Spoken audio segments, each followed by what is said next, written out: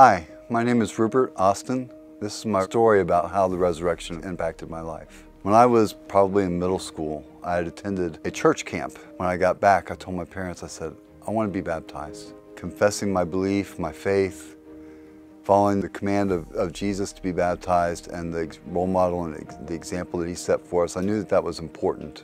That was very cool. It changed my expectations of what was going to happen to me at the end of my life. Fast forward the calendar to the year 2009, I began to have a different experience and a different understanding of the impact of the resurrection in my life. I got sick. Didn't feel like it was really bad at first. It was just kind of like a cold. Went and saw a specialist, and pretty soon he calls me into the office and he says, "You have cancer." And I thought, there's no way I have cancer. But he was pretty certain.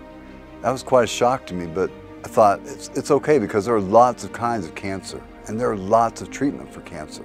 And then he says, I think you have a rare form of lymphoma. It's mantle cell lymphoma. And he said, there's not a lot as far as treatment goes that we can do for you. We'll try some stuff, but I'm thinking maybe 6 months to a year. And the things that start rushing through my mind at that point are not, am I saved? But it was about my family. How do you tell your children that you're not going to be there when they graduate from middle school, from high school, when they go to prom, when they get married? Ginger and I prayed.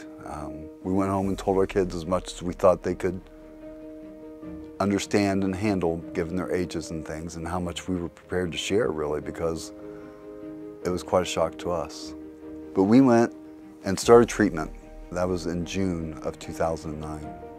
And after about 6 months of treatment, the doctor said, I can't do anything else for you. He said, you need to look for another opportunity, another place to go where they can do more things for you. And so we ended up going to Houston, Texas. So we started to do treatment. They said, we think we're going to have to remove your spleen. There was a chance that I wasn't going to get through the surgery. But God continued to bless, strengthen my body. Finally, I'm able to get back into treatment, and the doctors say, you know, this isn't really going well for you. We're thinking the best chance for you is probably a stem cell transplant. And everything was going pretty well. And then the donor got sick, and so they couldn't donate the cells. Instead of getting the transplant early, I had to wait about 3 more months. So I went home to South Carolina, stayed well as I could. Ginger and I sat in the car, and we were faced with this situation of, may not be a happy ending. This may not turn out exactly the way we want it to. And I looked at her and I said, you know what, it'll be okay. I'll be all right, even if I don't make it. Because I know if I don't make it in this life, I have another better life waiting for me. And that's the hope, that's the confidence that allowed me to continue to move from day to day. Finally got to a place in October of that year when they said that I was ready. They say you can count on 100 days to take for recovery.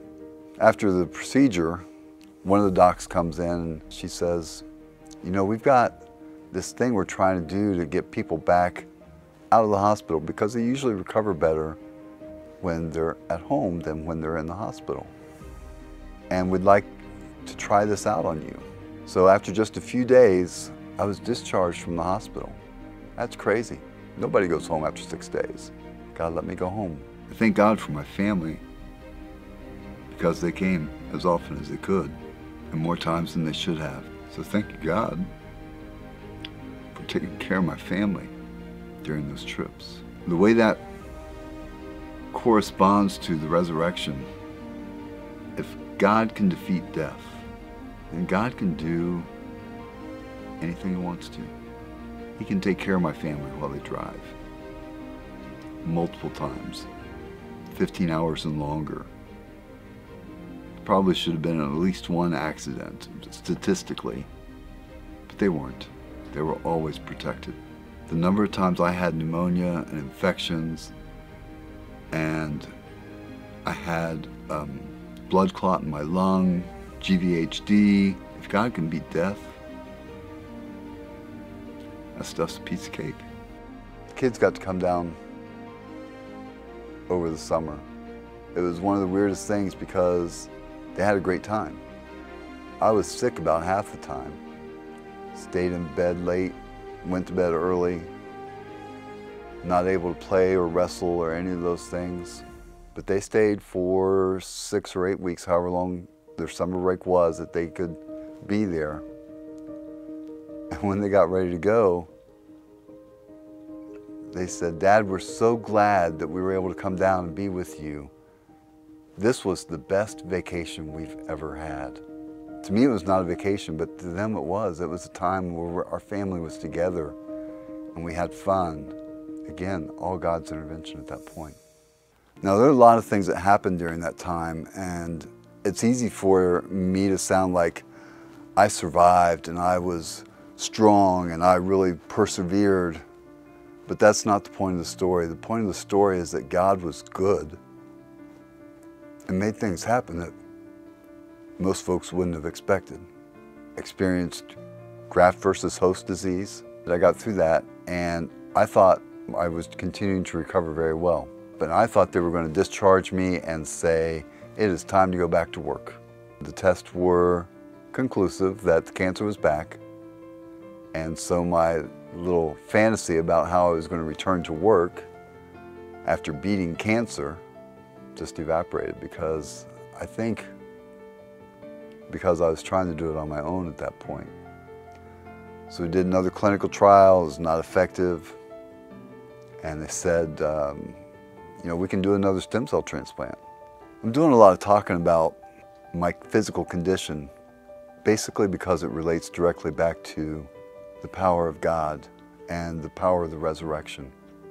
While I was there, I saw lots of other adults, lots of teens, many children who were impacted by disease. And you could tell that not all of them had a relationship with Jesus and with God. And I'm like, how can anybody go through a situation like this, go through this kind of experience without hope, without confidence, without assurance that no matter what happens, they're going to be all right? That's the promise of the resurrection. I saw my oncologist one day. It was a scheduled visit. Things were not really going well. He'd tried a couple different clinical trials, and they were all very promising. And of course, I can't just cooperate with a promising clinical trial. I have to be the exception. I have to be the guy who it doesn't work on. And so we'd done a couple already, and he came in and he said, "It looks like you're in pretty good spirits." And I said, "Yeah, I'm okay." And he said, How are you doing this?" I said, "What do you mean?" He said, You're smiling. You seem like you're all right." I said, "Well, Doc," I said, "you got a plan, right?" He said, "Yeah." I said, "God's got a plan too. Between the two of you, it's going to work out." After the second transplant, the drugs that they give you so that your immune system doesn't reject the new stem cells, sometimes there are other diseases that can occur. So I've been battling with non-Hodgkin's mantle cell lymphoma, and just before I go home, after my 100 days, they say, "Oh, by the way, we think you have leukemia as well, and you need to start taking these other drugs." So that was kind of a setback for me. It was kind of a blow. Got through that. And really, I was able to stop taking the medication to monitor the leukemia, to keep it in check. And God has been a blessing there. He has taken care of that for me. Then in 2018, I ended up with a number of infections they call sepsis. Again, God continued to be faithful. But that's not the end of the story yet. I had another diagnosis. It was an oral cancer this time. And the response for that was to have a portion of my tongue removed, and they felt like there were some lymph nodes in my throat that were possibly cancerous as well. So I had about 30 lymph nodes removed from my throat. Of those, one was found to be cancerous. I just rejoice that my God is so big, because I really don't have anything to be afraid of. The God who overcame death has protected me and given me strength when I shouldn't have had any. And hopefully His love and His power and His faithfulness have been something that I've been able to show others through these years. You know, when I was a child, a young man, the resurrection, the way it impacted my life was I was going to be able to go to heaven. I didn't comprehend that there was strength through God for this life. My God has a plan. He's going to take care of me. And that's my story about the resurrection and how it's impacted my life.